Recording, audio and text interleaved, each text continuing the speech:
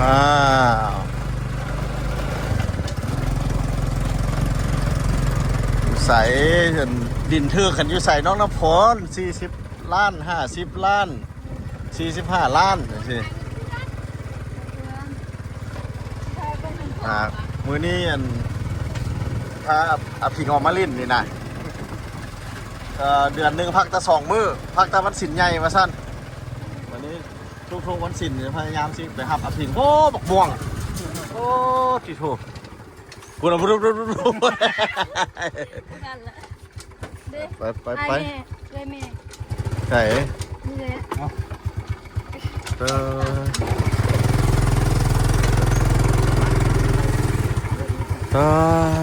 อู้ยังดีอยู่ว่ะคือมาหากินง่ายแท้รถรอแล้วก็ได้รถแล้ววันศิลแล้วเขาสิพยายามไปหับอภิงออกมาลิ้นน้ำ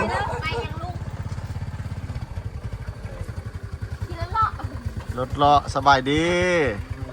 เลยเงินแม่นะจะไปแม่จะไปรถบ่เฮา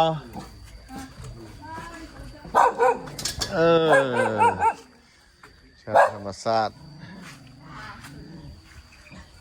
ต้นหมกมีนี่ก็คือสิหลายปีแล้วต้นหมกมีนี่โอ้หมกม่วงหลายไปแถวนี้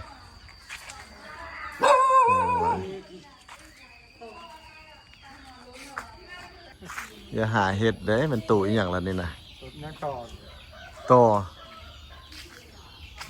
เบิกธรรมชาติบ้านเฮานี่คือขักโอ้ตัวใหญ่เว้ย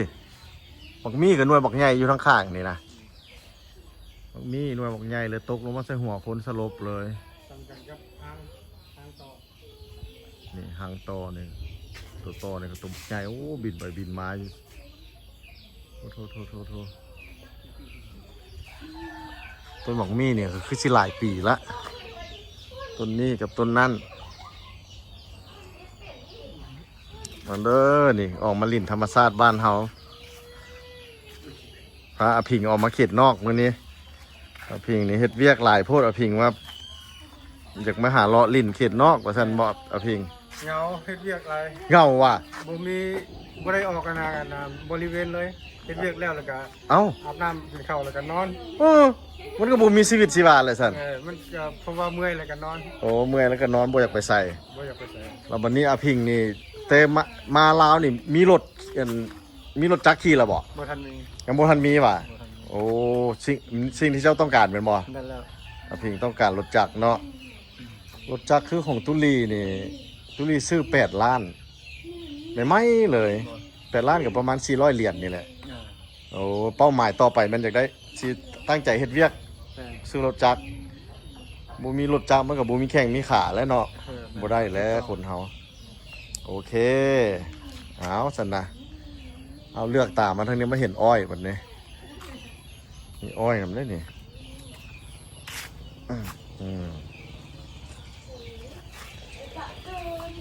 โอ้เอาน้ำฝนสิพาไปเลาะบ้านไปหาเลาะเบิ่งดินอยู่บ้านแถวนี้เบิ่งเฮ้นะมึงดูธรรมชาติบ้านเฮาเด้อนี่ผิงมาเฮ็ดเวียกแล้วก็นอนแล้วก็ตื่นแต่เช้า7 โมงเช้าเข้าเวียกโอ้บ่มีชีวิตชีวาว่าซั่นผิงอยากเลาะลิ้นพาผิงมาเลาะลิ้นมื้อนี้ลิ้นเขตนอกนี่อากาศก็เย็นสบายเนาะแถวนี้มีแต่หนองอันนี้เปิดหูเปิดตามีแรงกินแรงใจเลยแกว่าซั่นเลยเนาะมีกำลังใจแน่เนาะมีชีวิตชีวาเนาะเห็นสิ่งต่างเป็นอะไรสิ่งที่แปลกๆที่ไม่เคยเห็นโอเควันศิลป์ก็ได้สิพยายามไปหับทอกบอลไปลิ้นคันวันศิลป์ถึงวันเสาร์วันอาทิตย์ละคักอยู่ได้ถึงธรรมดาดูมีมื้อนี้นี่เป็นวันจันทร์นี่นะถึงวันศิลป์ใหญ่15 ค่ำมื้อนี้แต่ก็บ่เป็นหยังวันศิลป์เฮาก็บ่มันง่ายแล้วชัวร์ผิงจะได้ผักเปียก เลยพากันออกมาลิ่นเขตนอกพี่บางรุ่นนี่มีป่ามีอย่างนี้เดี๋ยวเลยเขตนอกเลยนะ ไปยังไปใช่เวลามีมีเบิด หมักไฟ มีใน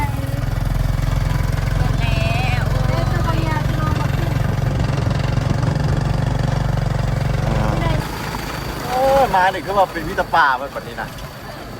แล้วฝนพาเข้ามาลิ่นป่าเลยเนี่ยนะ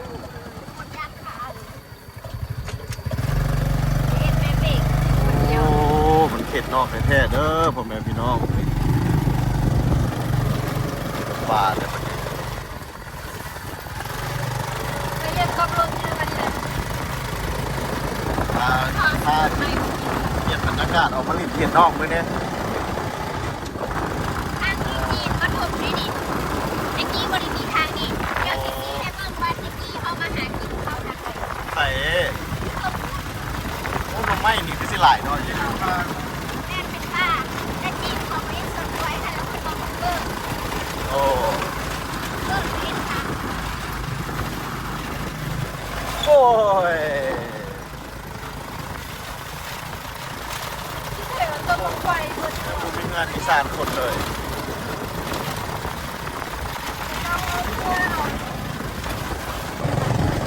ใส่ นอกไปพวก โอ้นี่ว่ะมีเต่าปากกาลานอ๋อ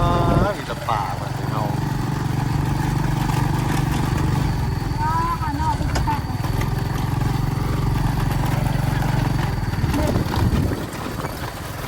บิ่งจะกระดูก จาก หา แม่ กับ ซี มา มงสายเบิ่งเนี่ยมันบ่มีบ้านคนเลยนี่นะ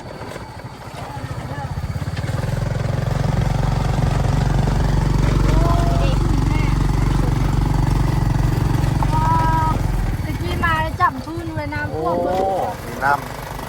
มีน้ำมีป่าด้วยนี่นะอันนี้ ตุกนะล่ะ นี่กระตุก กินได้ เออ อีพ่อลงออกตุ้ม ได้ ตกได้ กินได้เถอะบอก เอากระโน่มันนั่นเลย บ่อันหนึ่งพัน ก็อันนี้เลยหนึ่ง กันจอง ฮะ มันจะพักกระเจาะเขาเอง อ้าว โอ้ยหวังดู หยอดอ่อนๆมาเถอะนะ หัวใหญ่เหตุตะกี้มานะน้ำท่วมเบิดนี่นะเด็กเข้ามันอยู่ลุ่ม น้ำเขาเทิงพี่สมอ โอ้ฮอดเลยเนาะท่วม ตะกี้มาอีแม่ช่วงแม่ไปตลาดมาเก็บผักเลาะน้ำมันเก็บหอยเฮาก็ฝนผักเลาะเทียม โอ้แถว ธร นี้ รมดาน้ำเต็มขึ้นแล้ว น้ำ เลาะ ท่วม เก็บ ไป ห เล อย ย บนนี่ว่าอันมีเต่ามีอย่างครับ แม่อีพ่อเอาตุ้มใส่ลงไปนี่แหละ โอ้ แล้วก็ย่างลัดไปพูดแล้วก็อ้อมมันนี่ โอ้ธรรมชาติเลยเนาะ เต้าอยู่น้ำอันนี้แหละ เต่าก็ธรรมชาติเลย ตัวแลนก็อยู่น้ำอัน คุณมีป่าอยู่ อืมมีแล้วนี่ มีปลามี อันนี้เป็นห้องไปไก่บ่ ไก่ เป็นบ่อหลังคานั่นฟาร์มหมูนะ ปลาหมู อืม ได้ผักสดมันรอดมาได้ละ เฮ็ดยังกับหมู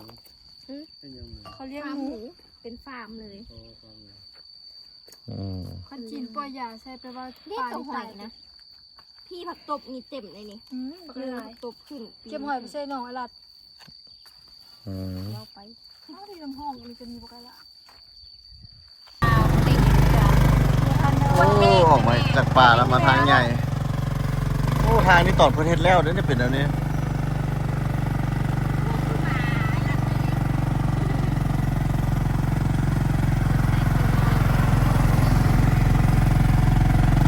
โอ้ลงมาหลายใจเย็นก่อน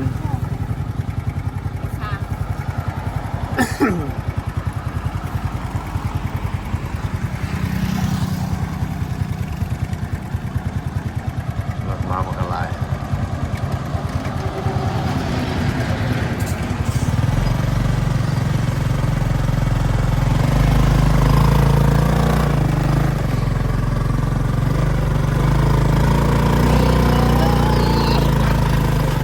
โอ้ รถเล็กก็ไป เทปลายน่ะ ไปเลยที่จะเพิ่มเสียราคาไป นี่แหละจำพูน โอ้ จำพูนมีเชียนทางเลย เออ เป็นบูเป็นเขียนอะไรเทปลาย ไปก็หักละ รถม้า เออแต่ว่าอยู่แถวใกล้บ้านพุ่นขัดโอ้ มันคือมาขี่ฝุ่นพี่เลือกแค่ข้างหน้าเขาเนี่ยมีว่าอันตรายแท้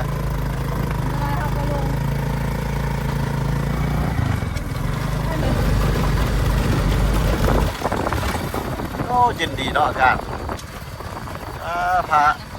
พาผิงมาเบิกบานมวลซืนโรงบ้านเมืองซอง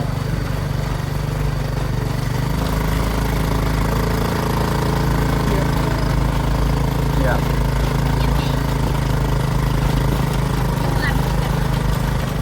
เด้อันนี้ก็ขายหนึ่ง ขายจังไหน ขายแม่ฮู้เอามา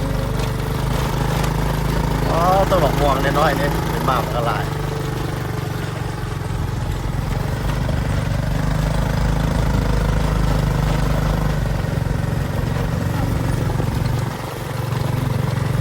ขาย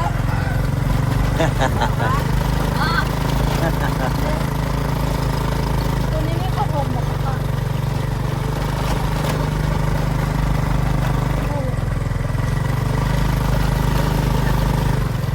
ที่ไปเบิ่งบ่อันนั้น ใส่ ขายซ้ำ น้ำพอมันนี่ ไป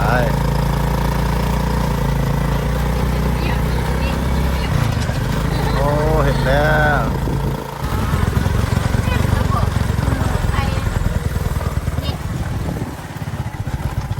นี่วะ โอ้ราคาเท่าไหร่ 300,000 กำแพงเบิดเลย ฮะ 300,000 ฮะ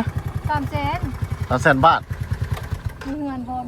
มีเงินก็มีคน โดนเบิร์200,000 บาทจัก 300,000 บาท 9,000 ดอลลาร์เลย 368 โอ้กับ 368จะ180 เงินดอนเท่าไหร่ มันกับแพง ตัว45นะสนใจตัว 2,000 ดอล ตัวไหนขวดอยู่ไทยเลยดิ ตัวนี้ เงินเท่าเดิม ตัวนี้ ไม่ยาวก็เพิ่งแม่อะไร ฮอตไซส์ล่ะดิฮอตไซส์เอ้ามันก็ใหญ่ตัวสั่น ดิ ใส่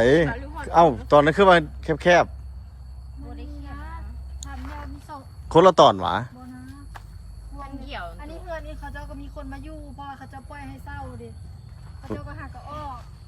แล้วเนื้อที่ใส่ฮอตไซส์ขายดินนี่ดิดิเนื้อที่465เห็นแล้วน้องน้ำฝนว่ามันแคบๆหนึ่ง400 ไฟก็มีเลยได้ไฟก็เล่นเข้าไป 465เนื้อที่น้อยน้อยมันบ่ได้ไปฮอดพุ่นใดฮอดตะหั่นแหละ เพราะว่า ตัวนี้ ก็ใครก็ตัวนั้น300,000บ่มีอย่าง ตัวนี้ มันมีเงินทางในมันก็มีเตียงมีอย่างหมดเนี่ยก็มีเบิดห้องน้ำไฟเนี่ยก็มีเบิดเลย อืม เดือนนั้นล้านได้จ่ายค่าไฟค่าน้ำ มันแจ้งให้เองมันแจ้งให้เองที่ อยู่บ้านหยังก่อน มันสมประเสริฐ บ้านสมประเสริฐรัก59เนาะ อันนี้หอม นี่พาพิงมาเบิ่งดินก็บ่ได้เลิกบ่ได้ไกลจากหั่นหนทาง13ใต้ซะก็400ไปตาเม็ดก็ใหญ่อยู่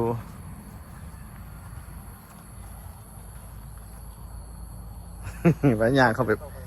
พา FC ย่างเข้ามาเบิ่งดูโอ้3แสนบาท ประมาณ 9,000 ดอลลาร์มีเฮือนให้พร้อม ดินนี่กับซีเมนต์นี่นะอันนี้โอ้ได้เฮือนหลังใหญ่เติบเว้ยโอ้ได้หลังใหญ่เติบนี่เด้ทั้งเทิงก็เป็นกระเบื้องให้อีก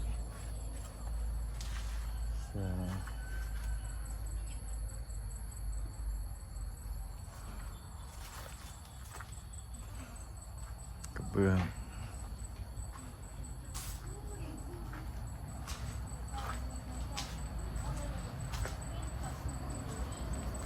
FC ใครสนใจบ่นี่นะ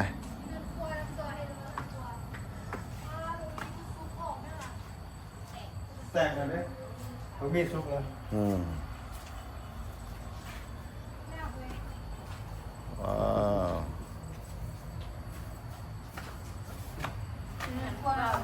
โบเฮเข้าไปเบิ่งบ่ได้เด้ 2,000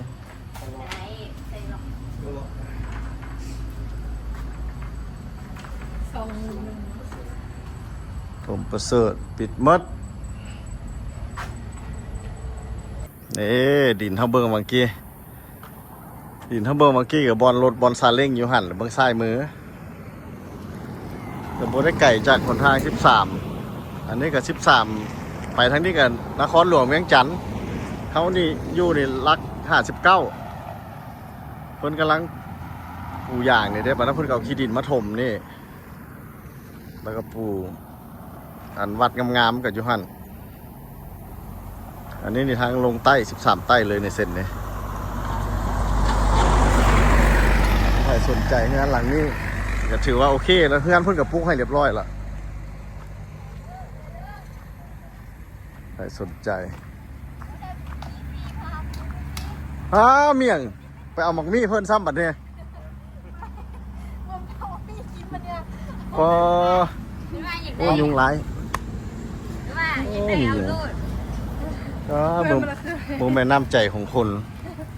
ลาวเฮามึงไหม เอาซื้อแล้วเราว่าจะได้เอาลูก ตา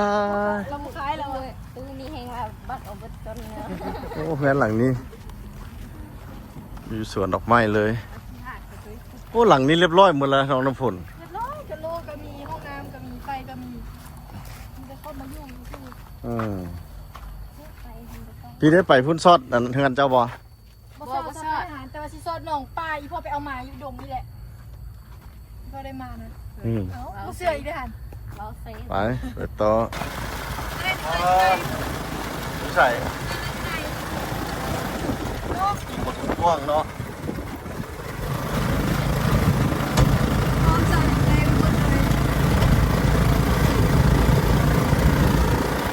น้ำมันเจ้าขีดมาช่วย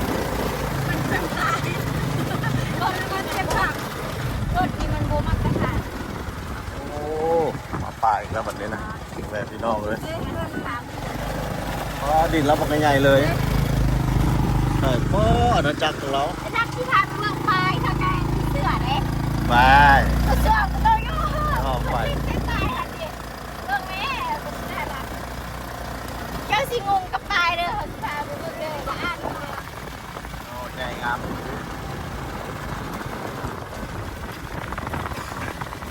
คนได้มาที่นี่ตรงไปนี่ก็เป็นรอบที่พ่อไป นี่ เลย นี่จะอ่านมึงดูได้เห็นละแล้วแม่นปลายมันแม่นตู่อย่าง เสือ เอาอ่านมึง ระวังมากัด ระวังหมากัดเธอเอาหุบเสือใส่ ระวังมากัดมา เธอไปนี่เราไปใช้รถตื่นเช้ามาเธอไปย่างรัดเงินนั้นมาแล้วเราก็ลงไปหัน ไปพี่ซอดบ่ซอดเฮือนว่ะ ซอสจะเป็นป่าไปบ่ได้มีแต่คนย่างไป กลับบ้าน โอ้ยส่วนเราบ่คงกว้างเนาะ